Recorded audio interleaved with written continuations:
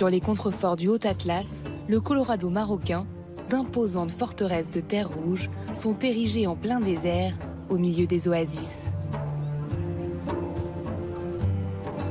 Dans les vallées du Dadès et du Mgoun, chaque printemps, ces étendues de verre et d'ocre s'enivrent d'un rose pastel.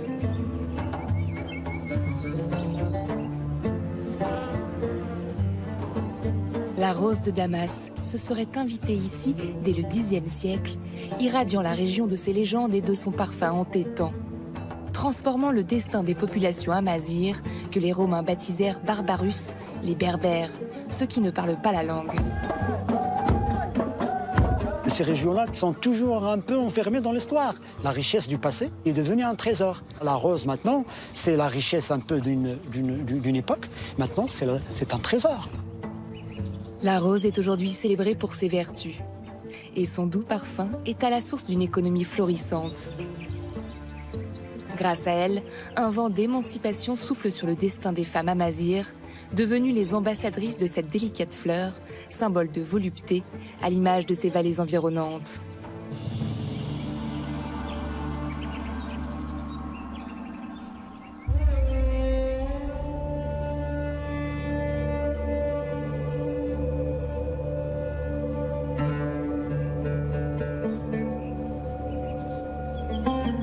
Sur les sommets de l'Atlas coulent les sources qui alimentent depuis des siècles le bourg de Kelatemgouna, village oasis, ancien bagne au milieu du désert et au pied d'un géant.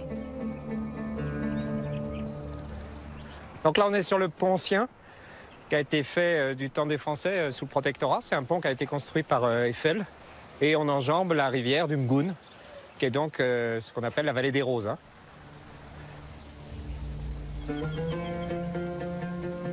Derrière moi, il y a la chaîne du Mgoun qui culmine à plus de 4000 mètres. On est au milieu d'un désert avec une oasis de vallée. On a un contraste entre le vert avec les oliviers et puis après on a les amandiers, on a les abricotiers. Et puis tout ça contraste avec l'ocre des bâtisses traditionnelles qui sont des constructions en pisé. Ces châteaux forts de terre qui sont très anciens, qui sont donc c'est ce qu'on appelle des kasbahs ou tirers en berbère, qui sont des sortes de châteaux forts qui servaient à la fois de grenier mais aussi de refuge pour les habitants quand il y avait des guerres de tribus, avec tout ce côté doux de l'argile, ces formes arrondies qui sont très jolies. Dans cette région au climat désertique, la maîtrise ancestrale des sources d'eau venues de la montagne grâce au seguilla, un système d'irrigation traditionnel, a façonné ce paysage de vergers et de potagers. Quand on se promène dans ces jardins où il y a les chants des oiseaux, le bruit de l'eau qui coule dans les canaux, ça c'est très, très apaisant. En fait, c'est un petit paradis au milieu du désert. Donc là, on a le figuier. On peut récolter les jeunes figues, encore vertes, qu'on met dans le couscous. Et puis là, on a la rose qui commence à fleurir.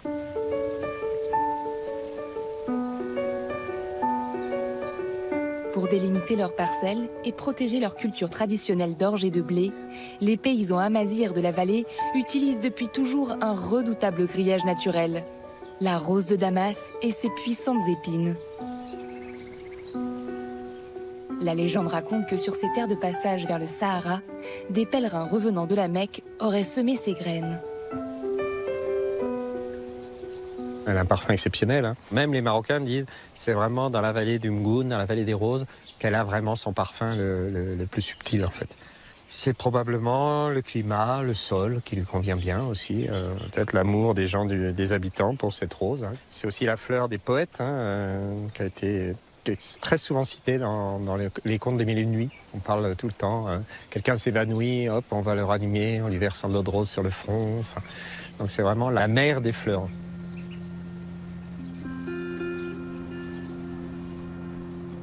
On dit que certains palais de rois amazighes étaient embaumés de roses, bien avant l'arrivée de l'islam.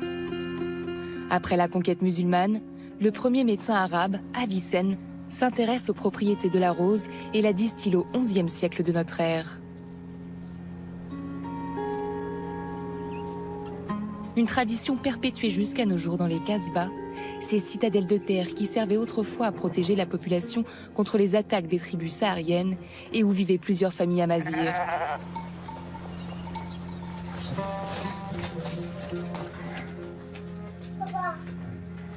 Hussein a appris à distiller de manière artisanale grâce à son père.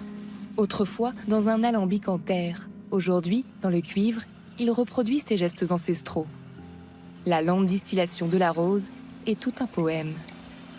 Le rose, c'est un parfum, c'est fort. Tu sens comme ça donne une énergie. Et c'est bien pour soigner plusieurs maladies comme ça. Pour la peau, pour beaucoup de choses, oui. C'est l'or de la vallée.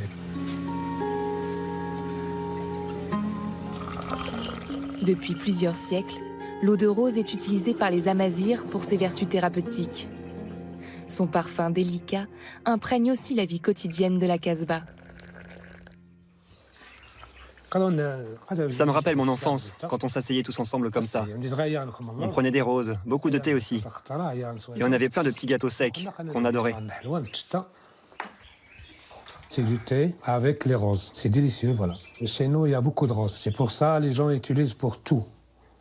Pour le thé, pour le gâteau, pour les cheveux. Ça donne... c'est comme un parfum pour les femmes. Pour les femmes, la rose de la vallée du Dadès participe à tous les rituels de beauté. À chaque mariage, nous les femmes, nous nous réunissons pour cette tradition. On mélange le henné à la rose. C'est notre secret.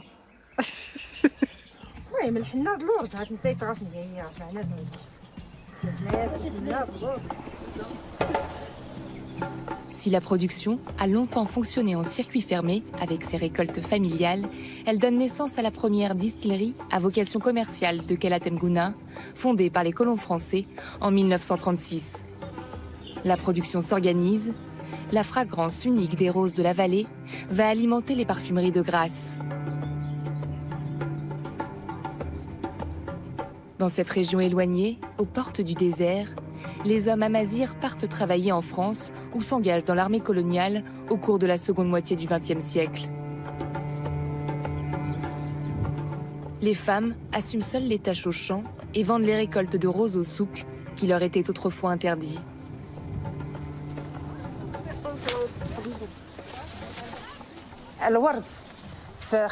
À partir de la Seconde Guerre mondiale et pendant les périodes de famine, la rose est devenue une véritable monnaie d'échange. On la troquait contre du blé ou contre de l'orge. Cette rose de la vallée a permis aux femmes de survivre. Puis les revenus dégagés leur ont permis de s'instruire et d'instruire leurs enfants, de subvenir aux besoins de leur famille.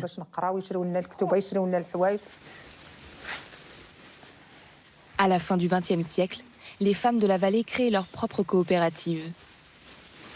La rose va ainsi freiner l'exode rural vers les grandes villes. Aujourd'hui, la rose représente une source de revenus importante pour les femmes. C'est ce qui leur permet de s'acheter des habits de fête, des choses pour la maison.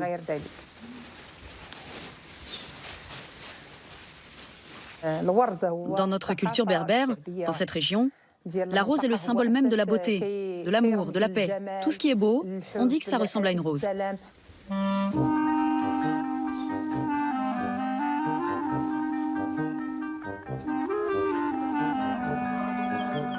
La rose a fini par éclipser le sombre passé de la ville de Kelatem Gouna. À l'époque coloniale, les militaires français y installent une caserne et une prison en vue de soumettre à leur autorité les dernières tribus de la région. Car depuis l'Antiquité, les Amazirs sont réputés être de valeureux guerriers à l'âme rebelle, comme en témoigne encore aujourd'hui leur danse de l'épée.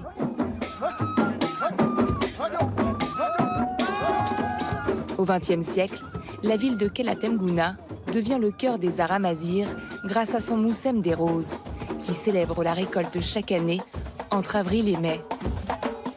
Le Moussem, c'est une foire. C'est un Moussem donc, qui est célébré à l'honneur de la rose, qui a traversé les âges, qui a traversé un peu le temps. Et puis maintenant, c'est la fleur emblématique de la région, d'une ville. Donc on invite un peu toutes les troupes folkloriques de la région. Ça aussi, ça reflète un peu une diversité ethnique. Donc à travers des troupes amazigophones, arabophones.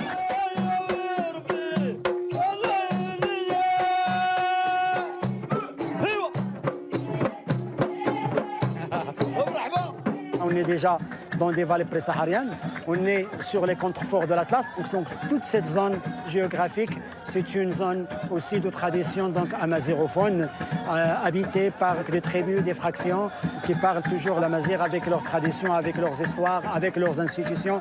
Et ce qui fait aussi un peu la force de cette région, donc c'est cette diversité.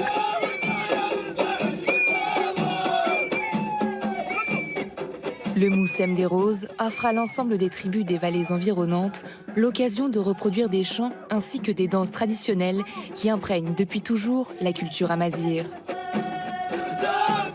Parmi elles, la danse de l'abeille. Au rythme des tambours et des flûtes, c'est une ode à la nature, symbolisée dans cet échange entre l'abeille représentée par les femmes et l'apiculteur.